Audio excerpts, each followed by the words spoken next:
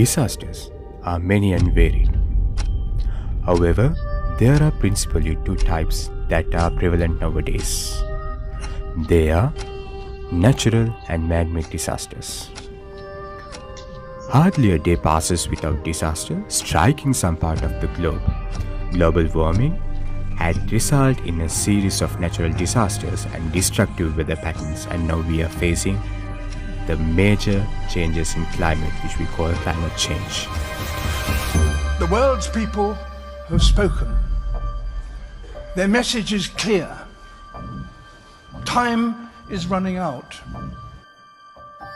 The amount of carbon dioxide in the atmosphere now is 50% higher than it was in 1900. And not only are we piling in more and more carbon dioxide in the atmosphere, but we are chopping down the forests of the earth at a great rate. And the forests themselves are the most efficient consumers of carbon dioxide that there are on Earth. We're going to destroy the ground because the soil of a rainforest isn't very good. We are actually tampering with the climate of the Earth and with the very atmosphere that we breathe. When we talk about the disappearance of the ozone layer, we don't know what will happen when the ozone layer goes. The world has become so fragile that we cannot subject the Earth to the tortures we can now inflict upon it. When we talk about the greenhouse effect, we're talking about something that affects the entire Earth. And these problems are life and death problems. They go to the root of the viability of the planet itself.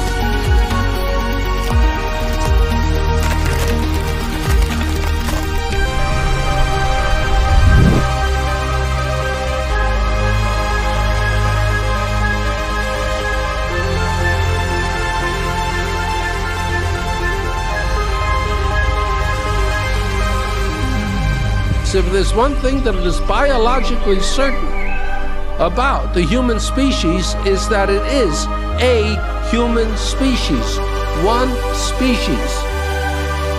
If we don't stop the destruction of our natural world, nothing else will matter. Simply put, if we don't protect nature, we can't protect ourselves.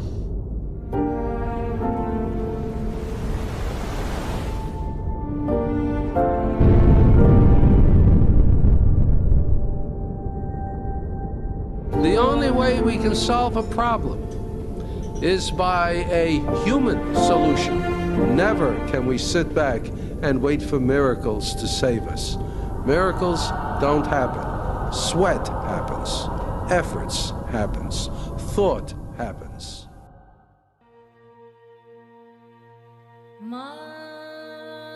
Sri Lanka was considered to be located in an exceptionally favorable location out of danger. As a popular song says, there are no earthquakes and volcanic actions in Sri Lanka. However, things do not look too bright for our future as signs of danger are already apparent. Of late, our country has also experienced a series of disasters. Beginning with the tsunami of December 24, there has been a series of severe floods, landslides with much destruction of life and poverty, etc. We could recall the Aranayaka and Badulla landslides, the Salava army camp explosion and exploitation at the Mitotamulla garbage heap, and the finally Express Pearl, the toxic ship that caused an environmental disaster. Were they natural disasters or man-made disasters? Though they appeared to be natural sometimes, it was undoubtedly a result of man's interference with the environment or his destruction of it. Nature has a tendency to react violently to man's cruelty to it. Since disasters could be more frequent in the days ahead, it is necessary to have a good knowledge about disasters. Their causes and preventive measures. Yet, Sri Lankan seems to be hardly knowledgeable on such matters, and both the rulers and the administrators do not seem to be given due consideration. Incidentally, it would be interesting to recall an incident that happened at the time of the tsunami disaster of December 2004. When the earthquake that triggered the tsunami took place, the United States Pacific Tsunami Warning Station contacted our foreign minister in Colombo and warned about it. Being a holiday, only a minor servant had answered the call, but he was ignorant of the phenomenon of tsunami, so that he did not act on the message received. The authorities ignored it even after a local and international media reported the incident. The cost paid was enormous, about 40,000 dead. The frequency of disasters seems to have increased. It is necessary to keep the public well aware of their nature and repercussions. Perhaps it would be best to include disaster management to the school curriculum to equip the future generations with the ability to face them knowledgeably. Long after the disasters at Aranayaka, Salava and elsewhere, some victims are still suffering without proper redress. There is hardly a calling of consequence or duty by the country and the people. As a rule, it is the poor who are worst affected by disasters.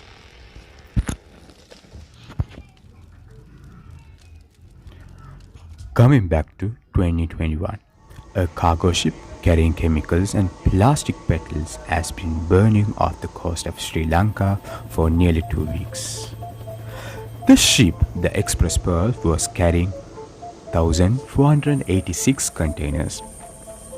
81 of those were dangerous goods containers, including 25 tons of nitric acid.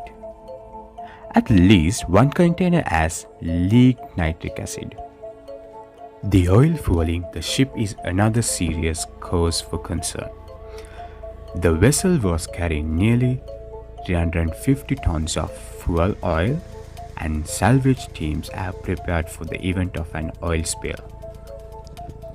Sri Lanka has temporarily banned fishing along a 50-mile stretch of our coast, where nitric acid has leaked into the water. The plastic petals have washed up ashore. Very recently, the Associated Press reported that Sri Lankan police are investigating the fire, and a court in Colombo has banned the ship's captain, the engineer, and the assistant engineer from leaving the country. The government still taking legal action against the owners of the ship, according to the wire service, which was reported. Nowadays, we are also experiencing extreme environmental impact, and it's just the beginning. Endless piles of the plastic petals can already be seen on shore. These have been released to ocean and are found on beaches to the south of Colombo. As time goes, they will keep moving southwards as per scientists' predictions.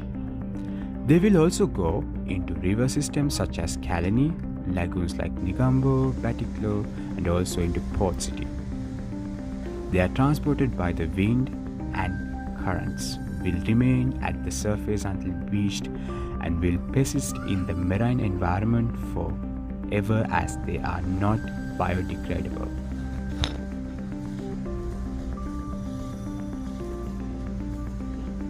The incident is also a crisis for area fishermen. The ship has dealt a death blow to their lives. As per Joshua Anthony, head of a region fishing union, he told, "We can't go into sea, which means we can't make living." Unscientific exploitation of natural resources and the destruction of biodiversity due to the greed for profit should be stopped. Development should not come at a cost to be paid in disasters. The lowering of the water table due to excessive digging of tube wells, unrestricted import of foreign flora for commercial purposes, excessive sand mining in rivers, unscientific and destructive fishing practices, excessive use of chemical fertilizers, proper scientific cargo and coastal management, etc. These incidents have given rise to many health hazards and potential disasters. It would be also unfair to blame only politicians, as administrative bodies and officials and law enforcement agencies are also responsible for the prevention of natural resources and preventions of their undue exploitation. And that, of course, even you, as a human, have to rethink about this. Especially, on the other hand, how could social workers can utilize to mitigate these kind of disasters in future? Have you think about it? Sadly, in social work perspectives, disasters are often ignored, even though there are multiple areas where social workers can contribute, and there is a significant literature gap in the field, even though disaster management cycle is relevant to social work in many important ways.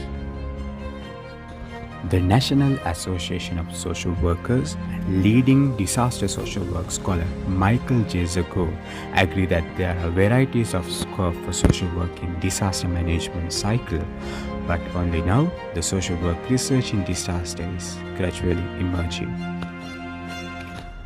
Federally declared disasters have increased by 40% over the last 15 years, according to the Clinical Social Work Journal, and internationally, the numbers are higher. Over just the 2 last decades, the natural disasters and the man-made disasters have doubled. In the past, the term disaster was poorly defined, leading to emergency response plans that were a one-size-fits-all solution to multi-phase problems. This approach left survivors with fewer options for critical care, especially in the area of mental health.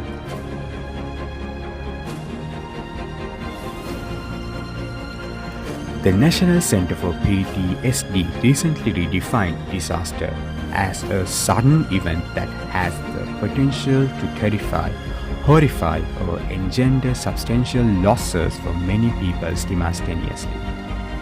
It went on to further define disasters based on type, differentiating between natural and man-made disasters. If more widely accepted, these definitions open the door to opportunities for mental health care in these urgent situations, giving social workers a vital role in relief, recovery, and community resiliency.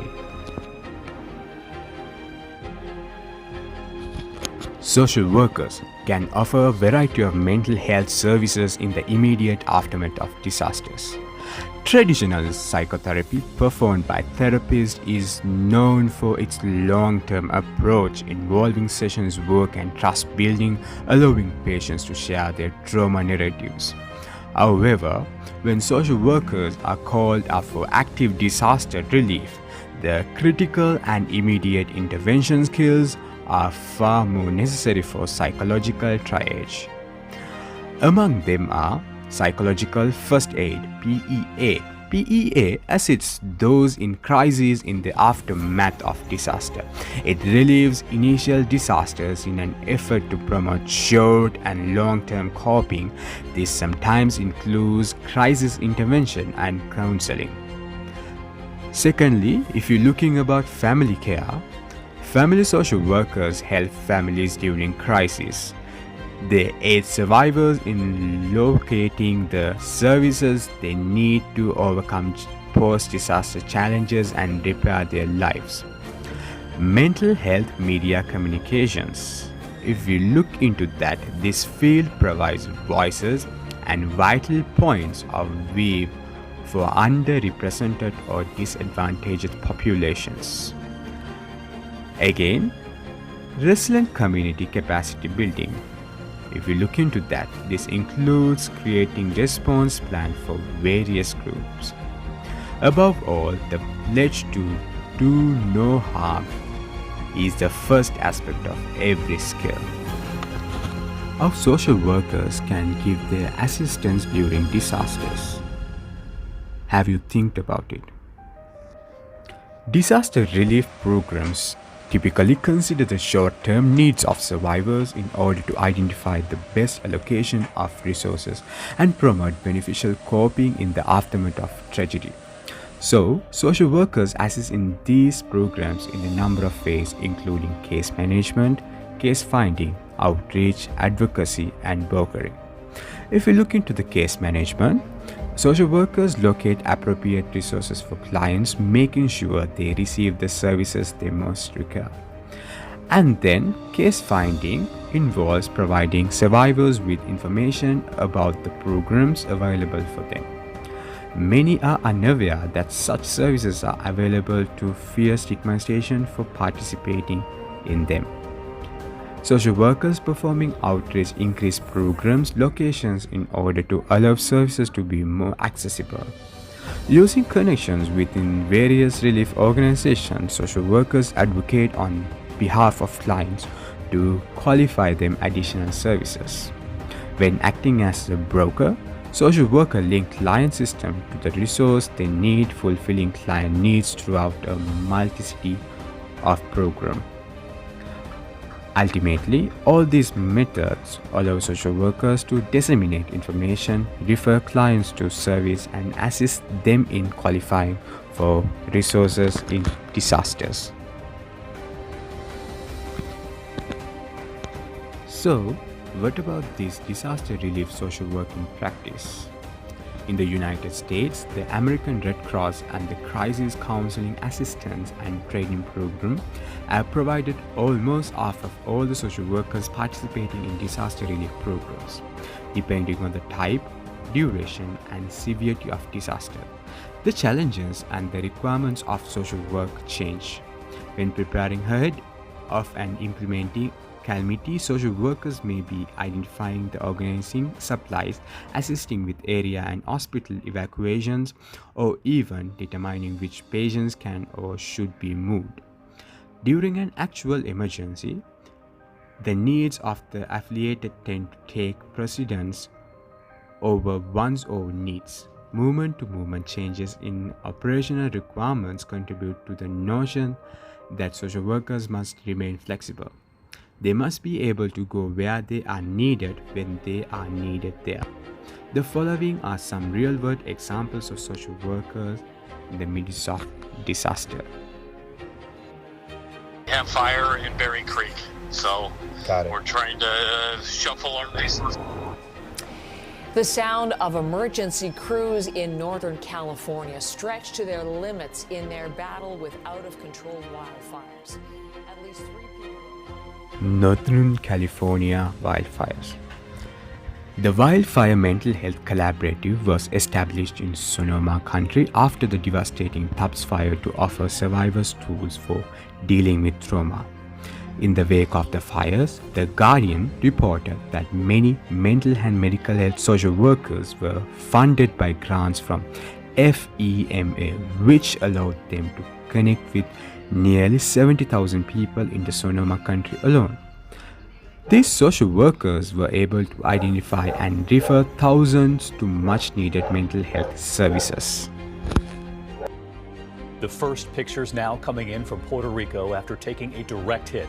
Hurricane Maria slamming into the island, and as you heard, one official saying the island is destroyed.